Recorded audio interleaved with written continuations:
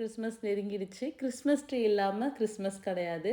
So இங்க நார்வேல Christmas tree ceremony அப்படின்னு ஒண்ணு வைக்கிறாங்க. கிறிஸ்மஸ் ட்ரீ செரமோனினா என்னன்னா, நமக்கு தேவையான கிறிஸ்மஸ் ட்ரீய நம்மளே போய் பிக் பண்ணிக்கலாம். அவங்க ஆல்ரெடி ஹார்வெஸ்ட் பண்ணி வச்சிருப்பாங்க. நமக்கு எந்த சைஸ்ல வேணும், நம்ம வீட்டுக்கு எது கரெக்ட்டா இருக்கும் அப்படின்ற மாரி நம்ம போய் பிக் பண்ணிக்கலாம்.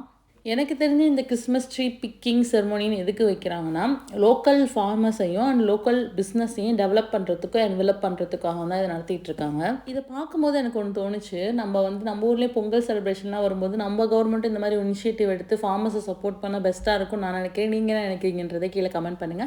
பேக் டூ கிறிஸ்மஸ் போகலாம்.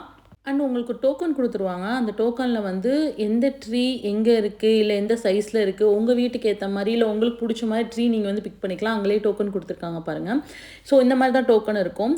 ஸோ நீங்க கிறிஸ்மஸ் எப்படி செலிப்ரேட் பண்ணுவீங்கன்றத கீழ கமெண்ட் பண்ணுங்க. மறக்காம லைக் பண்ணுங்க, ஷேர் பண்ணுங்க, சப்ஸ்கிரைப் பண்ணுங்க, சப்போர்ட் பண்ணுங்க. பாய்.